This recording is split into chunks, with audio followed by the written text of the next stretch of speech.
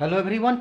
तो हम लोग पिछले क्लास में जो हम लोग सीख रहे थे इस डी ब्लॉक के सीरीज में, तो हम लोग सीखे थे कि जब हम लोग इसके ऑक्साइड के बारे में पढ़ रहे थे कि डी ब्लॉक के फर्स्ट ट्रांजिशन सीरीज के ऑक्साइड्स कौन कौन से होते हैं। उस ऑक्साइड्स के बारे में जब हम लोग पढ़ रहे थे तो उसमें हमने सीखा था कि कौन कौन से ऑक्साइड होते हैं।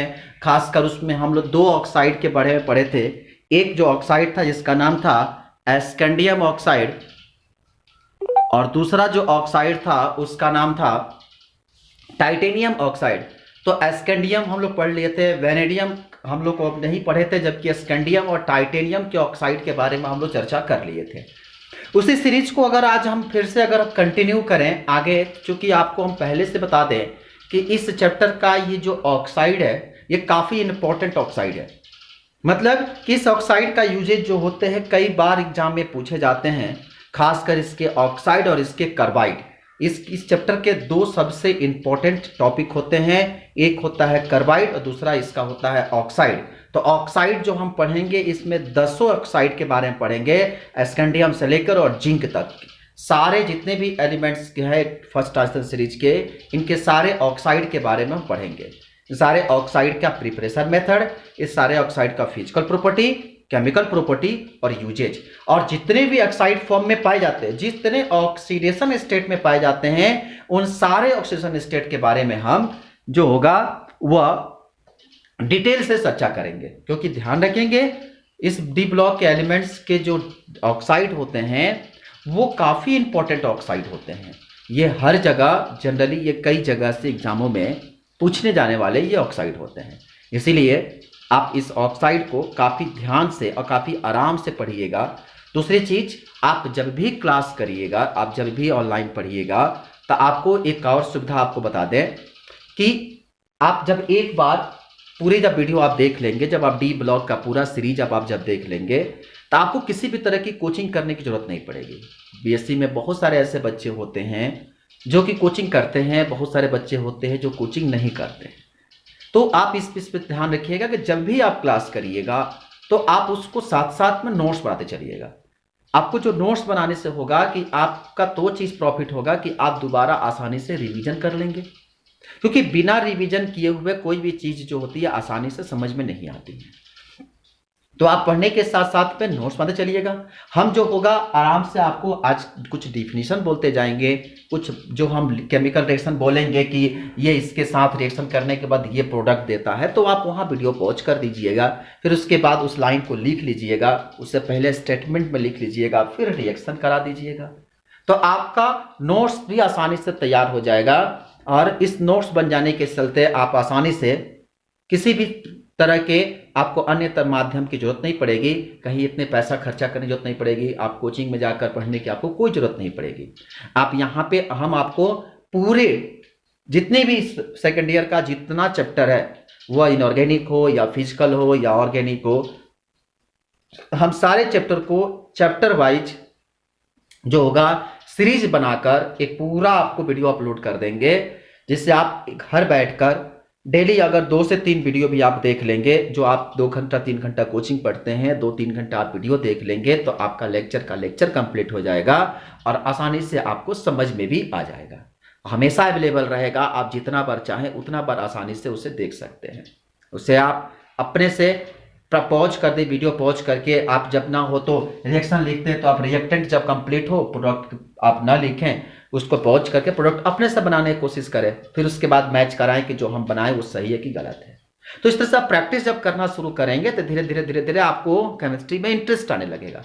सबसे चीज़ होती है कि खासकर जो बायो के बच्चे होते हैं उनको केमिस्ट्री, या मैथ के बच्चे जो होते हैं उनको केमिस्ट्री से बड़ा इरिटेशन होता है। तो ऐसे कंडीशन में जो है वो इरिटेशन इसलिए होता है कि समझ में नहीं आता है। समझ में इसलिए नहीं आता है कि समझाने वाला जो होता है वो अच्छे तरीके से समझा नहीं पाता है, या जो समझने वाला हो अच्छे तरीके से समझ नहीं पाता है। तो मेंटलिटी हटाएंगे केमिस्ट्री डिफिकल्ट सब्जेक्ट है, ऐसा कुछ नहीं है। केमिस्ट्री जो है काफ़ी आसान सब्जेक्ट है, जब आप इसे समझने की कोशिश करेंगे तो बहुत आसान है, और नहीं समझने की कोशिश करेंगे तो बहुत डिफिकल्ट है। जैसे काम करने का, अगर कोई काम आप लगातार करते हैं तो बड़ी आसान काम है, लेकिन जब उस काम को छोड़ देंगे 2 दिन 3 दिन 4 दिन का हो जाएगा तो डिफिकल्ट हो जाएगा। तो उसी तरह से यहाँ पर भी प्रोसेस होती है। तो आप फिर से रिपीट करेंगे, आप जब भी बनाइए, जब भी पढ़िए, नोट्स बातें चलिए साथ साथ में समझिए कि आप ऑनलाइन हम नहीं पढ़ रहे हैं, आप ऐसे समझिए कि आप क्लासरूम में बैठे हैं, हम आपके साथ में क्लासरूम में आपके साथ हम बोर्ड पर पढ़ा रहे हैं। तो आप एज ए क्लासरूम वाली बिहेवियर के साथ चलिए, आप आराम से लिखते चलिए, वीडियो पॉज कर दीजिए, वहां पर उसको कंप्लीट करिए, फिर आगे बढ़िए, ताकि आपके पास एक कंप्लीट नोट्स मिल जाए। जब कंप्लीट नोट्स मिल जाएगा तो आप आसानी से एग्जाम को, देखिए एग्जाम बच्चे जो होते हैं दो तरह के होते हैं। एक जो होते हैं जो एग्जाम पास होने के लिए पढ़ते हैं, तो आपको पास होने के लिए नहीं पढ़ना, आपको जानकारी लेने के लिए पढ़ना है। क्योंकि आप बीएससी तो पास कर जाएंगे, लेकिन अगर आप एमएससी में जाने की कोशिश करेंगे तो वहां आपको कंपटीशन देना पड़ेगा। तो वहां कंपटीशन देने के लिए आपको क्या होना पड़ेगा, आपकी बेसिक कंसेप्ट अच्छी होनी चाहिए। जब तक आपके पास कंसेप्ट नहीं होगा तब तक आप क्वेश्चन सॉल्व नहीं कर सकते। बीएससी में आपको थ्योरी लिखने के लिए मिलता है, पर एमएससी में जाएंगे तो हम मल्टीपल सॉल्व करना रहता है। तो आपके पास कंसेप्ट होना चाहिए, तभी जाकर आप आगे बढ़ सकते हैं। तो बेहतर होगा आप साथ में नोट्स बनाइए, लिखते चलिए, और जितना हम आगे चलते उतना आप भी चलिए, कोई भी दिक्कत नहीं होगा। आप आसानी से कुछ समय के बाद इस सब्जेक्ट पर काफी अच्छा पकड़ बना लेंगे। तो आइए यहां से हम आगे बढ़ते हैं। अगर इसमें हम सबसे पहली बात करें तो हम सीखेंगे वेनेडियम के ऑक्साइड। इसका तीसरा ऑक्साइड है वेनेडियम ऑक्साइड। कहते हैं कि जो वेनेडियम ऑक्साइड होता है ये अपने डिफरेंट ऑक्सीडेशन स्टेट पर काम करता है। अगर हम सबसे पहला +2 ऑक्सीडेशन नंबर पे चले, पहला क्या है +2 ऑक्सीडेशन स्टेट नंबर। जब हम पहला +2 ऑक्सीडेशन नंबर या +2 ऑक्सीडेशन स्टेट, इसमें क्या होता है, कहते हैं कि जब हमारे पास वेनेडियम 3 ऑक्साइड, वैन क्या लिखेंगे स्टेटमेंट में, when vanadium 3 oxide is react with pure vanadium, then vanadium 2 oxide is obtain. When vanadium 3 oxide is react with pure vanadium, then vanadium 2 oxide is obtained। मतलब कि जब वेनेडियम 3 ऑक्साइड को यहां पर इस वेनेडियम का ऑक्सीडेशन नंबर कितना है +3, तो जब इसे हीट करते हैं तो हमको यहां से वेनेडियम ऑक्साइड मिलता है। तो पहला मेथड। दूसरा मेथड जो होता है कि अगर vanadium penta oxide, when vanadium pentaoxide is react with potassium, when vanadium pentaoxide is react with potassium, then vanadium oxide यानी कि vanadium पहले क्या मिलता है 3 oxide, vanadium 3 oxide and potassium oxide is obtained। ये इंटरमीडिएट प्रोडक्ट होता है। अब जो ये V2O3 मिला, जो हमको इंटरमीडिएट एक प्रोडक्ट मिल गया। इसी तरह से कहते हैं कि जब यही V2O5 को अगर हम हाइड्रोजन के साथ हीट कर दें 2000 डिग्री सेल्सियस पे, when V2O5 is react with hydrogen at 2000 degree Celsius, then vanadium oxide is obtained। तो इसके नॉर्मली हम आगे सिखाएंगे कि V2O5 जो होता है वह हायर ऑक्सीडेशन स्टेट पर काम करता है, ये +5 ऑक्सीडेशन पर काम करता है और सबसे स्टेबल कंपाउंड होता है V2O5। V2O5 एकलौता ऐसा कंपाउंड है इस पूरे वेनेडियम ऑक्साइड ग्रुप का, ऐसा कंपाउंड है जिससे हम VO भी बना सकते हैं, VO2 भी बना सकते हैं, V2O4 भी बना सकते हैं, V2O5। तो ये जितने भी V2O5 एक ऐसा कंपाउंड है जो +2 +3 +4 हर ऑक्सीडेशन स्टेट का कंपाउंड हम इससे बना सकते हैं। लास्ट में हम इसका समरी बताएंगे कैसे। तो पहला चीज मिल गया कि किस तरह से हम VO बनाते हैं। अगर इसका हम +2 का अगर हम फिजिकल प्रॉपर्टी देखें तो कहते हैं कि ये एक ब्लैक कलर का सॉलिड पाउडर होता है, ब्लैक कलर का सॉलिड पाउडर होता है। और ये जो होता है खासकर जब इसका हम एसिड के साथ रिएक्शन कराते हैं, ब्लैक कलर का सॉलिड होता है एंड सॉल्युबल इन वाटर। ठीक है। आगे क्या होगा कि जब वाटर के साथ ये मिलता है तो इसका ये एक्वा फॉर्मेशन करता है, मतलब कि vanadium high hexa aqua complex का फॉर्मेशन करता है। ये हेक्सा एक्वा कॉम्प्लेक्स का फॉर्मेशन करता है। ठीक है। इसका यूज जो होती है, यूज केमिकल रिएक्शन में कैटलिस्ट के रूप में करते हैं। तो प्रिपरेशन, फिजिकल प्रॉपर्टी, और ये हो गया इसका यूज, यानी केमिकल प्रॉपर्टी में ये एक्वस यानी वाटर के साथ रिएक्शन करके हेक्सा एक्वा का फॉर्मेशन करता है। तो ये है +2 ऑक्सीडेशन स्टेट का वेनेडियम ऑक्साइड। अब इसके बाद दूसरा आता है +3 ऑक्सीडेशन स्टेट का वेनेडियम ऑक्साइड, मतलब V2O3। कहते हैं कि V2O3 जो होता है, जब हम लिख लेंगे कि V2O3 is form by reducing of V2O5, reducing with V2O5 with hydrogen और कार्बन एट हाई टेम्परेचर। कि V2O3 कब मिलता है? जब V2O5 को हम रिड्यूस कर देते हैं।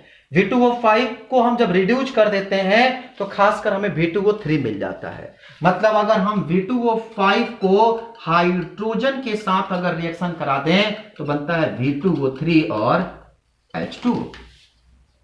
तो V2O3 कैसे मिला? V2O5 का यहां से रिडक्शन, 5 ऑक्सीजन से 3 ऑक्सीजन होना, मतलब क्या होना? ऑक्सीजन की संख्या घटना, मतलब प्रोसेस कहलाती है रिडक्शन। तो ये आसानी से रिड्यूस होता है। जब ये रिड्यूस होता है तो यानी यहां से, तो ये V2O5 हमारे पास जब रिड्यूस, मतलब यहां से ये क्या हुआ? रिड्यूस होता है। और रिड्यूस होने के बाद तो अब जरा बताइए, तो रिड्यूस होकर क्या बन गया? V2O3 बना। अगर V2O3 से अगर V2O5 बनाना हो तो V2O3 से V2O5 बनाएंगे तो 5 से 3 से 5 होना, तब ये कहला। अगर यहां से हम इधर जाए तो रिएक्शन अगर उलाट दें तो क्या बनेगा? 3 से 5 होना, मतलब ये होगा ऑक्सीडेशन। तो जब ऑक्सीडेशन होगा तो ये क्या कहलाएगा? रिड्यूसिंग एजेंट, क्योंकि जिसका ऑक्सीडेशन होता है वो कहलाता है क्या चीज? Reducing agent. तो कहते हैं कि जो हमारे पास V2O3 होता है, अगर हम V2O3 की थोड़ी सी अगर हम प्रॉपर्टी की बात करें तो कहते हैं कि V2O3 जो होता है वह स्ट्रॉन्ग रिड्यूसिंग एजेंट होता है। V2O3 और स्ट्रॉन्ग रिड्यूसिंग एजेंट होता है, और ये आसानी से ये भी हेक्सा एक्वा का फॉर्मेशन करता है। तो VH2O का होल 6 3+, ये भी क्या करता है? हेक्सा एक्वा का फॉर्मेशन करता है। कब? जब when it dissolve in acid। तो क्या लिखेंगे कि V2O3 is form hexa aqua when it dissolve in acid। जब इसे एसिड में डिजॉल्व करते हैं तो हेक्सा एक्वा का फॉर्मेशन करता है। यह है +3। इसका यूज कहां करेंगे? इसका भी यूज जो होता है in a chemical reaction, in a chemical reaction में कैसे? एज अ कैटलिस्ट, कैटलिस्ट के रूप में इसका हम केमिकल रिएक्शन में यूज करते हैं। तो ये हुआ वेनेडियम 2 ऑक्साइड, अभी पढ़े थे, ये सीख लिया हम लोग वेनेडियम 3 ऑक्साइड। वेनेडियम 3 ऑक्साइड का ये हो गया आपका केमिकल प्रॉपर्टी, और ये हो गया इसका यूजेज। अब जरा गौर से देखिए, तो हम लोग वेनेडियम के 2 ऑक्साइड सीख लिए, वेनेडियम का 3 ऑक्साइड सीख लिए। इसके बाद जो हम सीखने जा रहे हैं वह है वेनेडियम का 4 ऑक्साइड। अगर हम वेनेडियम 4 ऑक्साइड की बात करें, +4 ऑक्सीडेशन एसिड मतलब VO2, ये है आपका।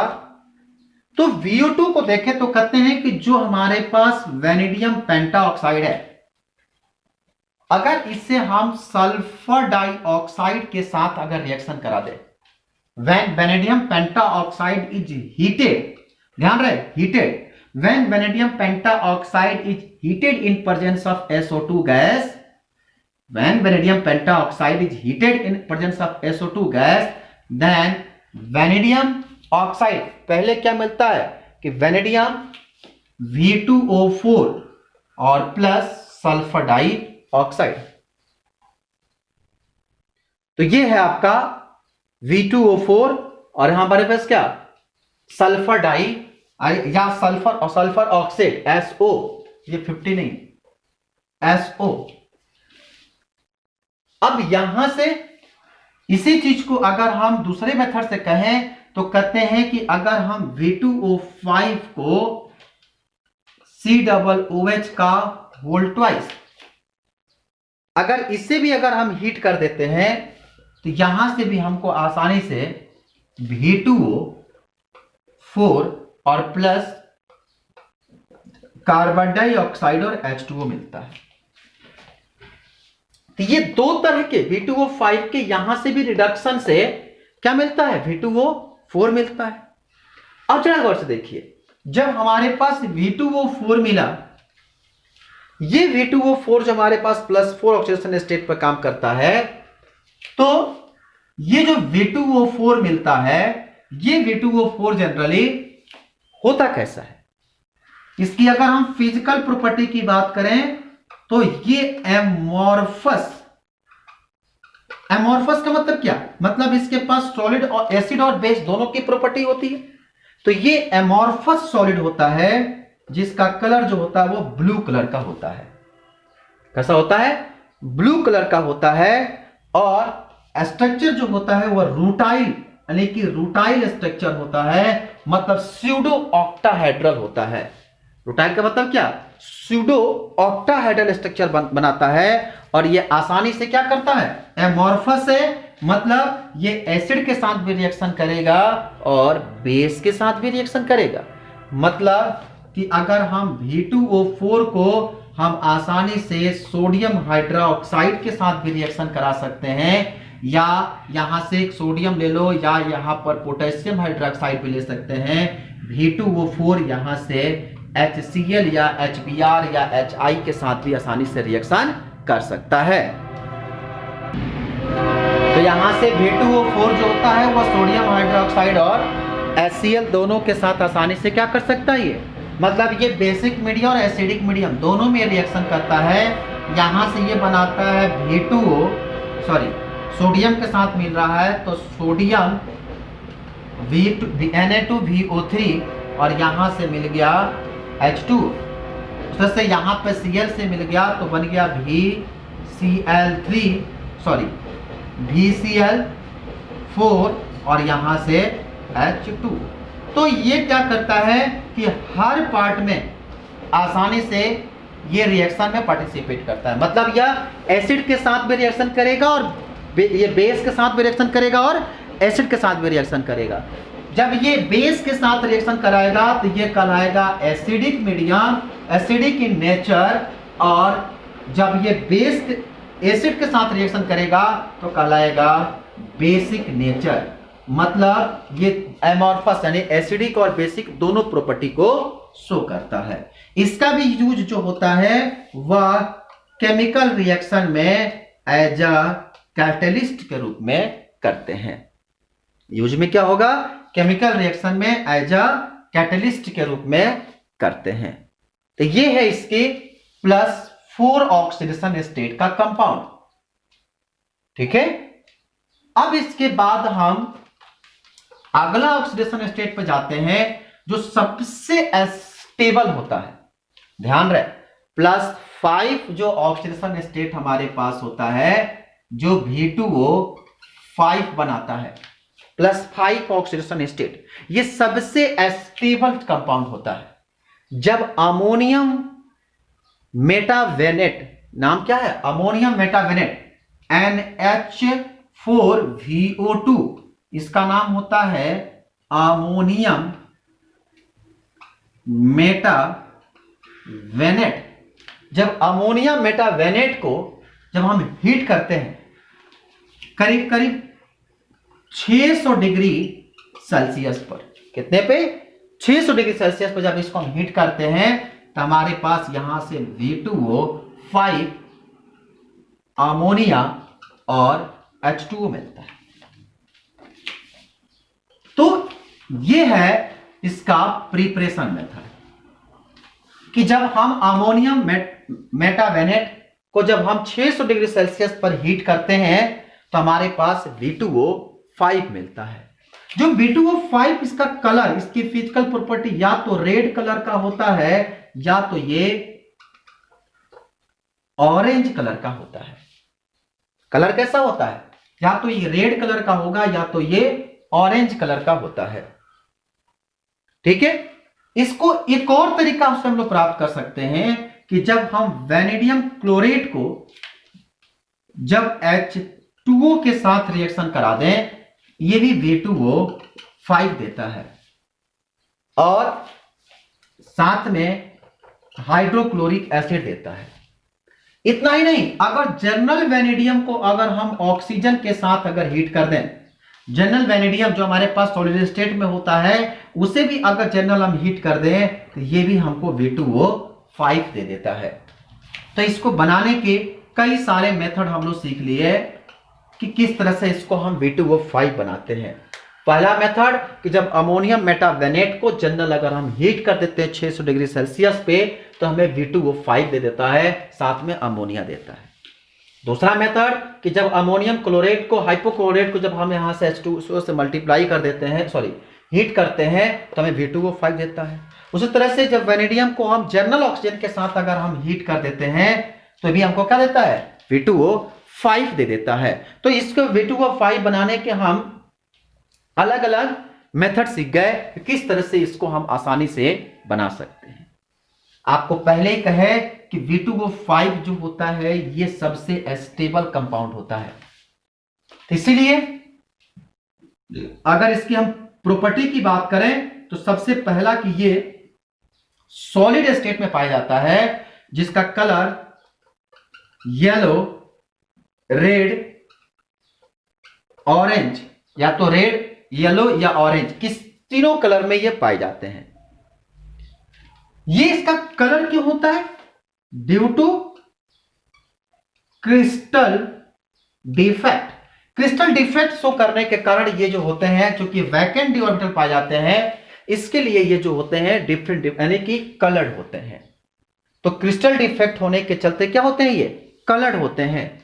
इनकी जो मेल्टिंग पॉइंट होती है, मेल्टिंग पॉइंट जो होता है वह करीब करीब 650 डिग्री सेल्सियस होता है और ये आसानी से रिएक्ट विथ एसिड, मतलब ये एसिड के साथ काफी अच्छे तरीके से रिएक्शन शो करते हैं। जैसे में अगर हम V2O5 को अगर 6HCl के साथ रिएक्शन करा दें तो VOCl2 और साथ में 3H2O और Cl2 देता है। इसका नाम होता है वेनेडाइल, VANADYL वेनेडाइल क्लोराइड। लेकिन अगर यहीं पर क्लोरीन की संख्या बढ़ा दें, V2O5 की जगह पर अगर 10HCl कर दें तो यह भी देता है VCl5 vanadium pentachloride, vanadium pentachloride, और साथ में यहां से मिलता है H2O। तो जैसे जैसे क्लोरीन की संख्या बढ़ाते जाएंगे वैसे वैसे यहां पर क्लोरीन की संख्या क्या, यहां पर HCl जितना बढ़ेगा क्लोरीन यहां पर भी उतना क्या करेगा? बढ़ता है। तो केमिकल प्रॉपर्टी ये 550-650 डिग्री सेल्सियस पर आसानी से एसिड के साथ रिएक्शन करता है।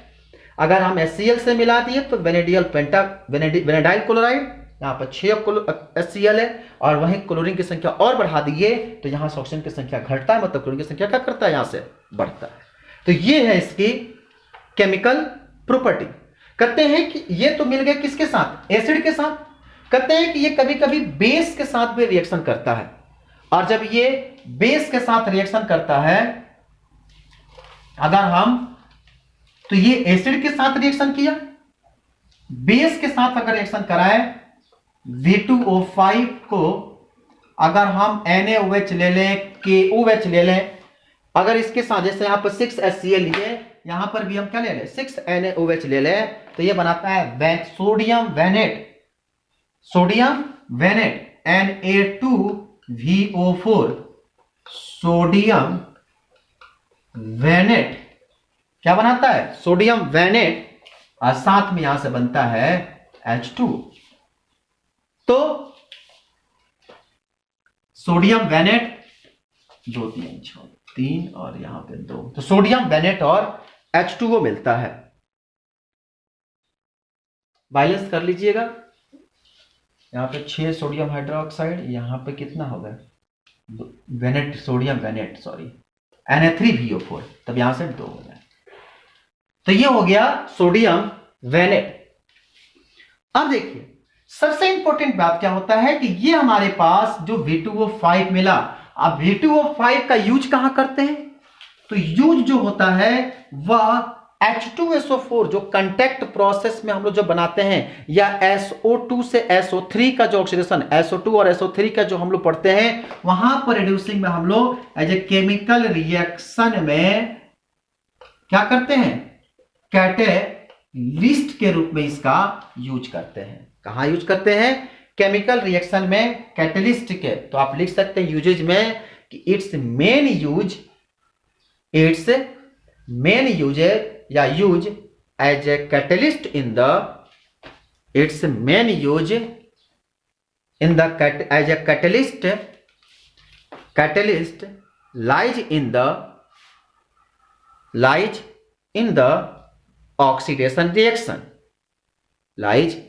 The oxidation reaction, example oxidation of SO2 gas, oxidation of SO2 gas, hydrogenation of alkanes,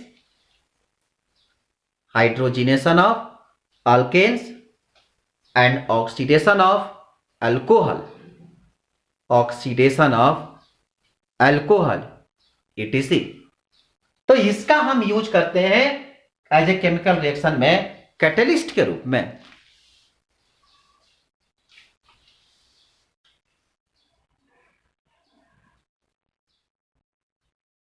अब इसके बाद हम कह सकते हैं कि V2O5 एक ऐसा कंपाउंड मिला जहां से आप सब कुछ, मतलब हर कंपाउंड बना सकते हैं। अगर हम इस समरी दें तो आपको अगर याद होगा कि जो V2O5 होता है, जो V2O5 हमको मिलता है, इसे अगर हम जनरली हीट कर दें, क्या कर दें, हीट कर दें हाइड्रोजन के प्रेजेंस में, तो बनाता है V2O3।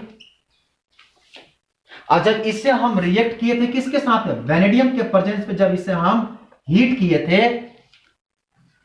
एट लो टेम्परेचर पे, तो ये आसानी से वेनेडियम ऑक्साइड दिया। तो V2O5 को हीट किए, V2O3 मिला, V2O3 से क्या बना लिया, हम वेनेडियम ऑक्साइड बना सकते हैं, या हम डायरेक्ट V2O5 से VO बना लेते हैं, या V2O5 जो होता है इससे अगर हम नॉर्मली हीट कर दें SO2 गैस के प्रेजेंस में, जब इसे हीट करते हैं तो क्या बना लेता है, VO2 बना लेता है। तो यहां से VO2 बन गया, यहां से V2O5 बना लेंगे, यहां से V2O3 बना लेते हैं, और यहां से क्या तो ये हर ऑक्सीडेशन स्टेट पर, यहां पे +4, यहां पे +5, यहां पर +3 और यहां पे +2।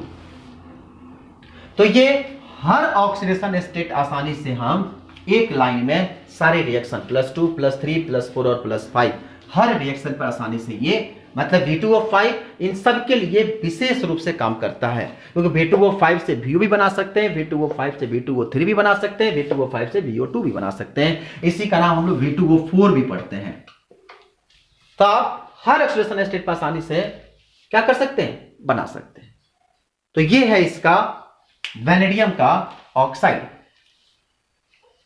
उम्मीद है कि आप सबको समझ में आया होगा। अब इसके बाद हम लोग अगले ऑक्साइड के बारे में चलें तो वो है आपका क्रोमियम का ऑक्साइड।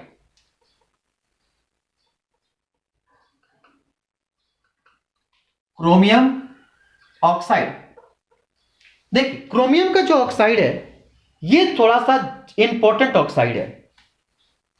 क्रोमियम अपने डिफरेंट ऑक्साइड में अगर हम बात करें तो उसमें सबसे पहला ऑक्साइड हम पढ़ते हैं क्रोमियम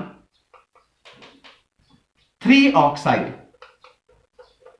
जिसका फॉर्मूला Cr2O3, क्रोमियम 3 ऑक्साइड।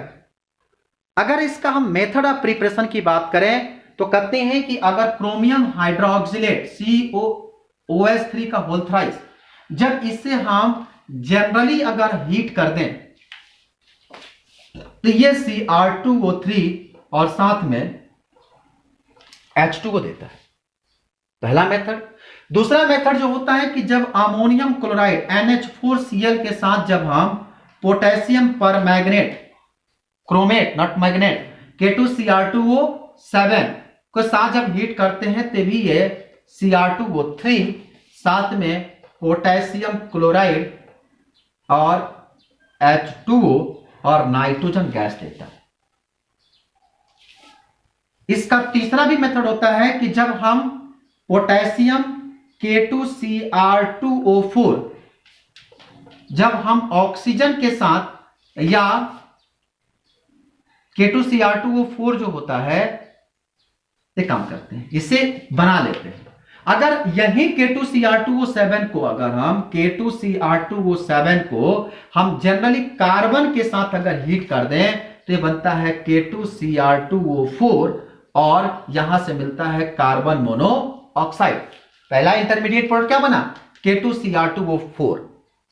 ठीक है, अब जो ये K2Cr2O4 मिला, इसको अगर हम H2O के साथ हीट कर देते हैं तो बनता है Cr2O3 और पोटेशियम हाइड्रोक्साइड। तो हम आसानी से डायरेक्ट प्रोडक्ट K2Cr2O7 को अगर अमोनियम क्लोराइड से मिला दें तो भी बन जाता है, या K2Cr2O7 को पहले कार्बन से हीट करा दें और जो प्रोडक्ट बना उसको फिर अगर H2O से करा दें तो भी बन जाता है। तो आप 2 स्टेप में भी बन सकता है और सिंगल स्टेप में भी कंप्लीट होता है। कभी कभी क्या होता है कि जो हमारे पास Cr2OCl2 होता है, सॉरी Cr2OCl2 को अगर हम जनरली हीट कर देते हैं तो ये भी जो होता है हमको Cr2O3 दे देता है और साथ में ऑक्सीजन और क्लोरीन दे देता है। तो ये हर स्टेप में आसानी से रिएक्शन देता है। इसको बनाने का आप सिर्फ 2 मेथड याद रखिएगा कि क्रोमियम हाइड्रोक्साइड CrOH का होल थ्राइस को जब हीट करते हैं तो Cr2O3 देता है, और अमोनियम क्लोराइड को जब पोटेशियम डाइक्रोमेट के साथ मिला देते हैं तो क्या होता है, पोटेशियम परक्रोमेट डाइक्रोमेट के साथ मिला देते हैं तो ये भी हमारे पास Cr2O3 दे देता है। तो ये इसके पहले मेथड हो गए, इसका कैसे बनाते हैं। अगर इसका हम फिजिकल प्रॉपर्टी की बात करें तो सबसे पहला ये ग्रीन कलर का पाउडर होता है जिसकी मेल्टिंग पॉइंट जो होती है काफी ज्यादा होती है, काफी हाई मेल्टिंग पॉइंट होती है। दूसरी चीज सबसे हाईली स्टेबल, आप लिख सकते हैं कि वेरी स्टेबल कंपाउंड होता है। ठीक है, तीसरा ये सोल्यूबल इन ग्लास, या इसको सकते हैं फ्यूज ग्लास। ये फ्यूज ग्लास में जो होता है सोल्यूबल होता है, या फ्यूज्ड बोरेक्स, ध्यान रहे, या तो मरकरी ग्लास में सोल्यूबल होता है या borax BOREX, fuse borax liquid state में ग्लास में हम आसानी से इसको हम घोल सकते हैं। और नेक्स्ट बात करें तीसरी प्रॉपर्टी, तो ये जो होता है इट इज, आप लिख लीजिए इसमें कि it is an amphoteric oxide, it is an amphoteric oxide which form chromate with oxygen, which form chromate with oxygen and caustic alkali, caustic alkali मतलब कि ये आसानी से जो होता है वह एम्फोटेरिक ऑक्साइड का, जो हमारे पास अगर जो कास्टिक हाइड्रोक्साइड है, जैसे क्या था हमारे पास Cr2O3, अगर या तो पोटेशियम हाइड्रोक्साइड या सोडियम हाइड्रोक्साइड के साथ ऑक्सीजन के प्रेजेंस में रिएक्शन कराते हैं तो पोटेशियम क्रोमेट देता है K2Cr2O4 और साथ में क्या देता है 4H2O। बैलेंस कर लीजिए, यहां पे 4 से तो यहां पर 8 से मल्टीप्लाई कर दीजिए, यहां पे 3 से मल्टीप्लाई कर दीजिए, यहां पे 2 से। आप चाहे तो रिएक्शन केवल लिखकर प्रोडक्ट बनाएं और अपने से हीट और ट्रायल मेथड से मल्टीप्लाई करके आप रिएक्शन को बैलेंस करना कर सकते हैं। ठीक है, तो ये है इसका केमिकल प्रॉपर्टी। अगर इसका हम यूज सीखें तो यूज होता है कि इसका मेनली जो होता है use as a green pigment में यूज की जाती है फॉर ऑयल पेंट। इसीलिए हम इसको आगे चलकर क्रोम ग्रीन के नाम से जानते हैं। इसे हम लोग क्रोम ग्रीन के नाम से जानते हैं। आप कभी देखे होंगे जितने भी ऑयल पेंट होते हैं, जब आप उसके ढक्कन को खोलते हैं तो देखते हैं कि हल्का सा ग्रेनिश कलर का जब आपके घर में जो पेंट आता है, उस पेंट के जब ढक्कन को जो खोलिएगा तो देखिएगा वो जो लिक्विड स्टेट में ऊपर तक पूरा पेंट गाढ़ा रहता है, जमीन लेयर नीचे बैठा रहता है। उससे पहले मिलाते हैं तो जो मिलाने के लिए पहले जो ऊपर कलर की जो लेयरिंग आपको देखेंगे ना वाटर का, वो वाटर की जो कलर थी वो ग्रीनिश कलर की होती है। वही कलर, या तो कई लोग ब्लू कलर देखते हैं तो वो जो लाइट ग्रीनिश कलर की होती है वही जो होता है वह Cr2O3 होता है। तो ये हमको मिल गया पूरी कहानी किसकी, Cr2O3 की। बनाने का तरीका, physical property, chemical property, uses. इसके बाद इसका नेक्स्ट ऑक्साइड की बात करें तो उसका जो नेक्स्ट ऑक्साइड होता है उसका नाम होता है क्रोमियम 6 ऑक्साइड। क्या नाम है उसका, क्रोमियम 6 ऑक्साइड। ठीक है, Cr2O3 ये है क्रोमियम 6 ऑक्साइड। कहते हैं कि इसको आगे चलकर हम लोग क्रोमिक एनहाइड्राइड के भी नाम से जानते हैं। इसका नाम होता है chromic anhydride, is also known as chromic anhydride. कहते हैं कि जब हम पोटेशियम डाइक्रोमेट को कैसे बनाते हैं, इट्स ऑब्टेन्ड बाय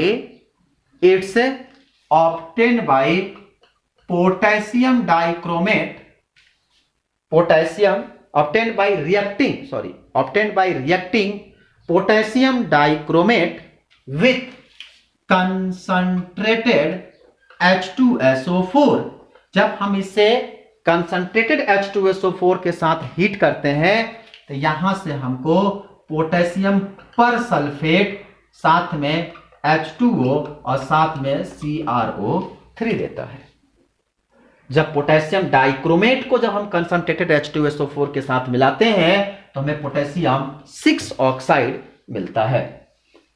ठीक है, इसकी प्रॉपर्टी की बात करें तो प्रॉपर्टी में पहला प्रॉपर्टी रेड कलर का क्रिस्टेलाइन सॉलिड होता है। रेड कलर का क्रिस्टेलाइन सॉलिड होता है जिसकी, ध्यान रहे, वेपराइजेशन, ये जब इसे 110 डिग्री सेल्सियस पर हीट करते हैं तो ये वेपर फॉर्म में आ जाता है। क्रिस्टलाइन, रेड कलर का क्रिस्टलाइन सॉलिड होता है जिसे 110 डिग्री सेल्सियस पर हीट करने पर वेपर फॉर्म में आ जाता है। पहली चीज। दूसरी चीज, इसकी जो मेल्टिंग यानी कि 190 डिग्री सेल्सियस पर ये डिकम्पोज हो जाता है। डिकम्पोजिशन जो होता है वह 190 डिग्री सेल्सियस होता है। इसके बाद कहते हैं कि जब इसे third property on heating in valve oxygen, मतलब कि जब इसे हीट करते हैं CrO3 को जब हम हीट करते हैं 250 डिग्री सेल्सियस पे, तो ये R से Cr2O3 और साथ में ऑक्सीजन देता है।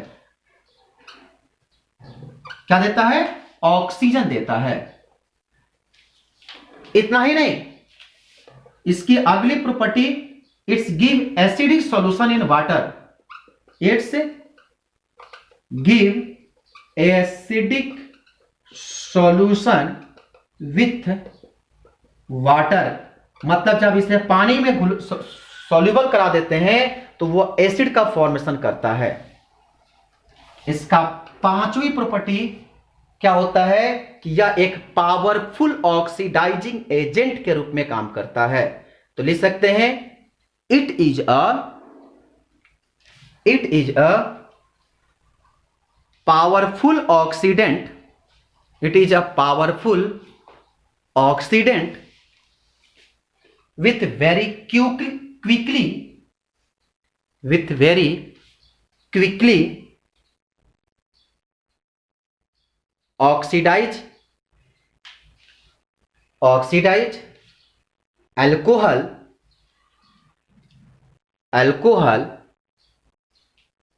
ether and alcohol, ether and glycerol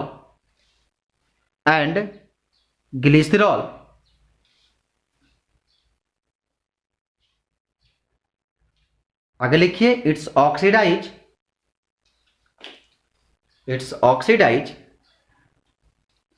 sucrose,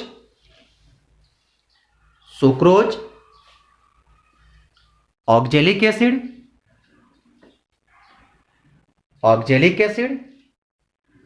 SO2 and sulfur dioxide gas, hydrogen sulfide H2S, ferrous sulfate FeSO4 और स्कैंडियम क्लोराइड SnCl2 etc। मतलब कि जब इसे हम CrO3 को जब हम SO2 गैस के साथ मिलाते हैं तो क्रोमियम सल्फेट मिलता है,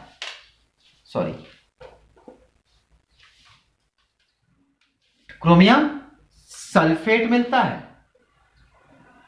यही चीज जब CrO3 को जब हम H2S के साथ जब सल्फ्यूरिक एसिड के साथ मिला देते हैं तो ये आसानी से जो होता है ये क्रोमियम सल्फेट Cr2SO4 का होल थ्राइस साथ में 6H2O और सल्फर देता है। तो ये आसानी से इसी को अगर हम HCl के साथ मिला दें, CrO3 को जब SnCl2 और HCl के साथ मिलाते हैं तो ये CrCl3 प्लस 2CrCl3 3SnCl4 और 6H2O देता है। तो मतलब ये हर किसी के साथ H2O के साथ SnCl2 के साथ ये सबके साथ आसानी से रिएक्शन कर लेता है। आप अगर FeSO4 के साथ मिला दो तो Cr2O3 जो है 2Cr2 Fe 6FeSO4 के साथ मिलता है 6H2SO4 के साथ, तो ये भी बनाता है क्या चीज Cr2SO4 का होल थ्राइस और प्लस Fe2CO4 का होल थ्राइस और साथ में 6H2O। यहां लिखा है FeSO4 का होल थ्राइस, यहां है Cr2SO4 का होल थ्राइस और यहां से 6H2O। तो ये हर किसी के साथ H2O के साथ SnCl2 के साथ FeSO4 के साथ सबके साथ आसानी से रिएक्शन कर लेता है। ठीक है। और इसका एक प्रॉपर्टी और होता है जो कहते हैं कि जब इसे हाइड्रोक्लोरिक एसिड के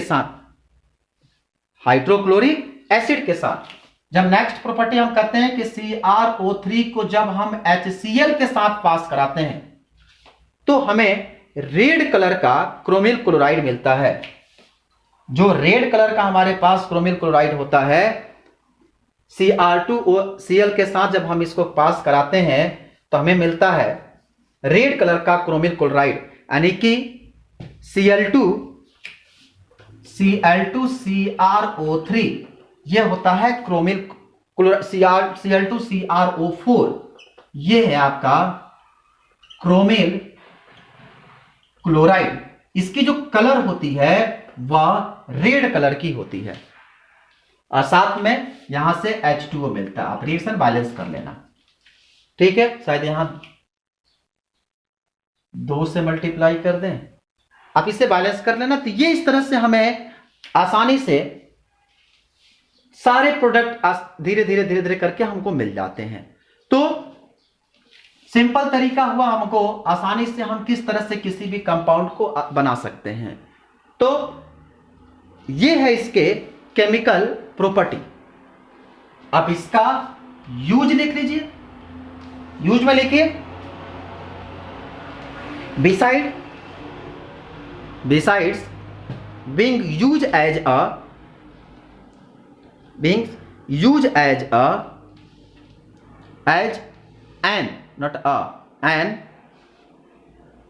oxidant in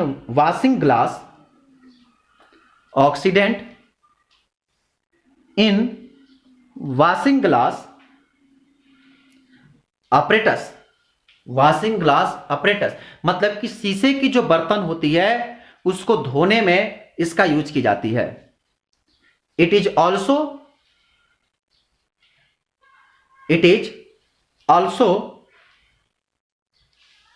utilise in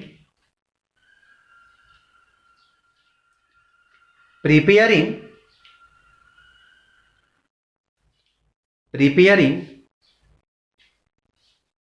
acetaldehyde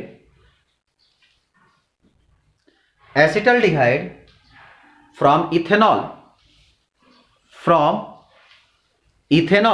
तो इथेनॉल से एसिटल्डिहाइड बनाते समय भी इसका हम लोग बेसिक तौर पर यूज करते हैं।